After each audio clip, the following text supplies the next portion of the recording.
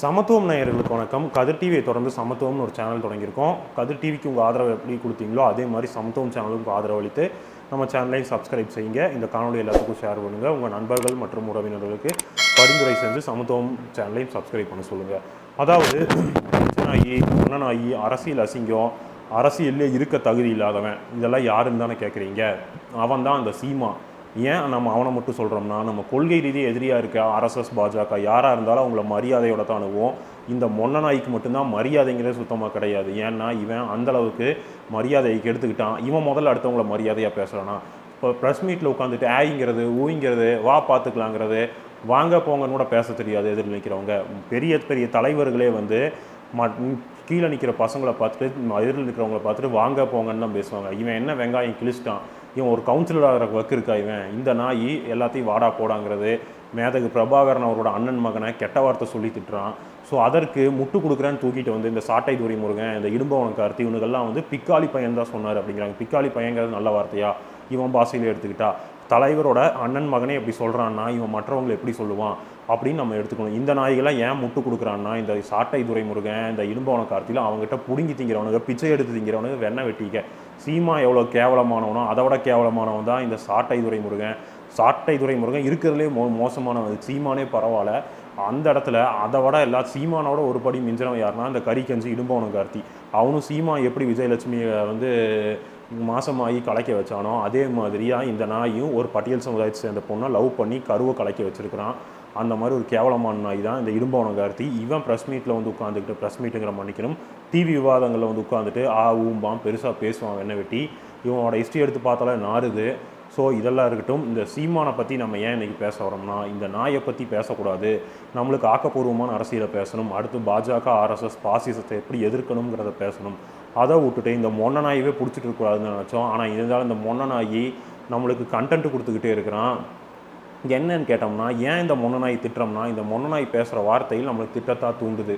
எதுக்குன்னு கேட்டிங்கன்னா, அதாவது இப்போ 2 நாளைக்கு முன்னாடி ஒரு உள்ளரங்கு கூட்டம் நடந்துச்சு இவங்க கட்சியில். அதாவது இவனுக்கு ஒரு கட்சி இருக்குது, அதுக்கு உள்ளரங்கு கூட்டம் வேறுன்னு கேட்குறீங்களா? சரி, அதை விடுங்க. அந்த நாய் கட்சியில் ஒரு உள்ளரங்கு கூட்டம் நடந்துச்சு. உள்ளரங்கு கூட்டத்தில் ஃபோனை வாங்கிட்டு தான் அனுமதிப்பாங்களாமா. இவன் பெரிய உலகமாக கட்சி நடத்துகிறான், இவன் கட்சிக்கு உள்ளரங்கு கூட்டத்துக்கு ஃபோனை வாங்கிட்டு அனுமதிப்பாங்களாமா. அது பவுன்சர்ஸில் வச்சுட்டு ஃபோனை பறிச்சிருவாங்களாமா. அதில் விவரமாக இருக்கிற ஒரு தம்பி என்ன பண்ணிட்டாரு, ஃபோனை மறைச்சி வச்சு உள்ளே கொண்டு போய் இந்த மொன்ன நாய் என்ன பேசுகிறாங்கிறத எடுத்து வெளியில் விட்டுட்டாரு. அதில் இந்த மொன்ன நாய் நல்லாவே மாட்டிக்கிட்டான். என்னன்னு தானே பார்க்குறீங்க, அங்கே உட்காந்துட்டு ஜெயிச்சா தேரில் வச்சு மாலை போடுவேன், தோத்தா பாடையில் வச்சு மாலை போடுவேன், இருந்தால் மாலை ரெடி, என் கட்சியில் நான் அறிவிக்கிறவன் தான் வேட்பாளர், முடியாது இவன் அருவி அவன் அருவின்லாம் கிட்ட சொல்லிட்டு இருக்காத, உனக்கு பிடிக்கலையா வெளியில் போயிரு, விஜய் கட்சி கூட போயிரு, ஏன் திமுகவுக்கு போயிரு, நாம் தமிழர்னு வந்தான்னு சொன்னால் சீட்டு கொடுக்குறக்கு ஸ்டாலின் தயாராக இருக்கார் அப்படின்லாம் பேசி வச்சுருக்கிறான் வெண்ணெய் வெட்டி. ஸோ இந்த வெண்ணெய் வெட்டி எதால் அடிக்கிறது? பிஞ்ச சிறுப்பால் கூட அடிக்கலாம் இந்த நாயை. ஏன்னு கேட்குறீங்கன்னா, பாடையில் ஏற்றுவேன் மாலை போடுவேன்னு கேட்குறான்ல, அங்கே இருக்க கொஞ்சம் கொஞ்சம் மானமுள்ள தம்பியில் என்ன கேட்கணும். ஆனால் முதல்ல உங்களை ஏற்றலாங்களான்னு கேட்கணும். ஏன்னு கேட்டிங்கன்னா, இந்த நாய் நின்று 2 தேர்தல் எங்கேயாவது ஜெயிச்சிருக்கானா? கடலூரில் டெபாசிட் போச்சு 2016, திருவெற்றியூரில் தோத்தான். அந்த திருவெற்றியூரில் 50,000 ஓட்டு வாங்கினான். தொண்டைகளையே பேசுவான் பார்த்தீங்களா, எனதருமை தமிழ் சொந்தங்களே அப்படிமா தெரியுமா, நான் காசு கொடுக்காம ஜெயிக்கிறேன், தைரியம் இருந்தால் வாங்குறான்ல. திருவெற்றியூரில் இந்த மொன்ன நாய் வெண்ணெய் வெட்டி 600 ரூபா கொடுத்துருக்கான் ஒரு ஓட்டுக்கு. இதை நம்ம சொல்லலை, இவனுக்கு ஆதரவாக இந்த வலதுசாரி கும்பலுக்கு ஆதரவாக தையா தக்கான ஒரு நல்லி எலும்பு கூச்சிக்கிட்டு இருக்கும். அந்த நல்லி எலும்பு யாருன்னா கிஷோ கேசாமி. அவங்க ஒரு உலகமாக ஃப்ராடு பையன். அந்த நாய் தான் மதன் ரவிச்சந்திரன் நடத்தின ஸ்டிங் ஆப்ரேஷனில் உளறி மாட்டிக்கிட்டான். என்ன சொன்னான்னா, சீமான் திருவெற்றியூரில் ஓட்டுக்கு 600 ரூபா கொடுத்தாரு, அதுக்கு நானே சாட்சின்னு இருக்கிறான். ஸோ எவ்வளோ பெரிய டுபாக்கூர் வேலையை பார்த்துட்டு வந்திருக்கிறான் பாருங்கள் சீமான். ஸோ இந்த மாதிரி ஒரு முன்னாடி ஒன்று பேசுகிறதும் பின்னாடி செய்கிறதும் வேறு மாதிரி இருக்கிற ஒரு வெண்ணெய் வெட்டி தான் இந்த சீமா.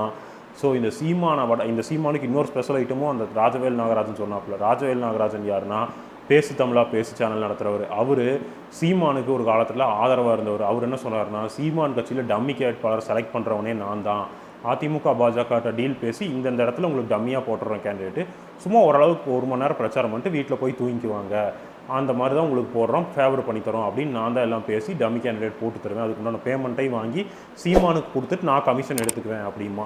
ஸோ இவங்க டம்மி கேண்டிடேட் போடுறான் பார்த்தீங்களா, அவங்களும் கட்சிக்கு நேரடியாக வேலை செஞ்சவங்களா கிடையாது. அந்த கட்சியில் இருக்கிறவங்களோட அக்காவோ தங்கையாவோ இருக்கலாம், இல்லது ஒன்று விட்ட சித்தப்பா பொண்ணோ பெரியப்பா பொண்ணோ இருக்கலாம். அப்படி இருக்கிறவங்கள கேண்டிடேட்டாக போட்டு அவங்கள செலவு பண்ண விட்டுட்டு இவன் நேக்கா போய் கமிஷன் வாங்கிட்டு போகக்கூடிய ஒரு மொன்ன நாய் தான் இவன். அதுவும் இல்லாமல் இவன் ஒரு எவ்வளோ பெரிய கெட்டனை முடிச்சவன் தெரியுங்களா. இவன் கட்சியில் யாருமே ஜெயிக்கக்கூடாதுன்னு நினைக்கிறவன் இவன் தான். ஏன்னு கேட்டிங்கன்னா இவன் கட்சியில் யாராவது ஒருத்தர் நல்லா ஓட்டு வாங்கியிருந்தாங்கன்னா இவங்க அண்ணன் உறுத்தும். அடுத்த டைம் என்ன சொல்லுவான், டே அவன் என்ன அந்த ஏரியாவில் அவ்வளோ ஓட்டு வாங்கியிருக்கான், அந்த தொகுதியில் அவனை போடாத, தொகுதி மாற்றி விடு, அவனுக்கு சம்மந்தமில்லாத இடத்துல போடு, அவனை தோக்கடி அப்படின்னு சொல்லக்கூடிய கெட்டனை முடிச்சவன் தான் இவன். இதுக்கு உதாரணமாக காளியம்மாள் விஷயத்தையே நீங்கள் எடுத்துக்கலாம். ஏன்னா காளியம்மாள் விஷயத்துலேயே அந்த இசுருன்னெலாம் பேசியிருப்பான், அதையெல்லாம் நீங்கள் பார்த்துருப்பீங்க. இது நிறையா கட்சிக்காரர்கிட்ட ஃபோனில் கெட்ட வார்த்தையும் பேசியிருப்பான். ஸோ இவன் சாதாரண மனுஷனாக இருக்கிற கூட தகுதி இல்லாத ஒரு ஜந்து பயதான் இவன். அந்த மாதிரி ஒரு ஜந்து மேலே நின்றுட்டு நான் சொல்கிறவனை கேளு, நான் சொல்கிற வேட்பாளரை போடு, நான் சொல்கிறவனை போட்டால் நீ ஆதரி அப்படிங்கிறான். அதாவது ஒரு கட்சிக்கு செயற்குழு வேணும். ஒருத்தரை தலைவராக தேர்ந்தெடுக்கணும்னா செயற்குழு ஓட்டு போட்டு தான் தேர்ந்தெடுக்கணும். நீங்கள் கேட்கலாம் எல்லா கட்சியிலும் அப்படித்தான்ப்பா நடக்குதான்னு. அந்த கட்சியில் பெயரளவுக்காக செயற்குழு நடத்துவாங்க. தலைவரை ஒருத்தரை எடுத்து வச்சுட்டு செயற்குழுன்னு நடத்தி அதில் ஓட்டு போட வைப்பாங்க. ஆனால் இவன் கட்சியில் செயற்குழுவே கிடையாது. எல்லாமே இவன் தான் முடிவெடுப்பான். எல்லா வேட்பாளரும் இவன் தான் போடுவான். அதாவது இவன் கட்சியில் 2016 முதல் நின்னாங்களே 234 வேட்பாளர், அவங்களாம் இப்போ கட்சியில் இருக்காங்களான்னு பாருங்கள், ஒருத்தர் கூட இருக்க மாட்டாங்க.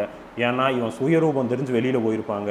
இவன் யார்கிட்ட எவ்வளோ கை நீட்டி காசு வாங்குறான்னு எல்லாமே உண்மையாக வெட்ட வெளிச்சமாக வெளியில் வந்த நியூஸு.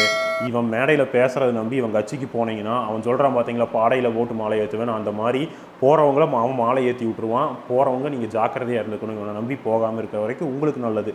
ஏன்னா பல பேர் வெளியில் வராங்க. பார்வின் ஒரு தோழர் வெளியில் வந்து என்ன சொன்னார்னா, ஆரம்ப காலத்தில் அண்ணன் மேலே பைத்தியமாக இருந்தேன், ஆனால் பிற்காலத்தில் அண்ணனே ஒரு பைத்தியம்னு தெரிஞ்சிருச்சுருந்தாங்க.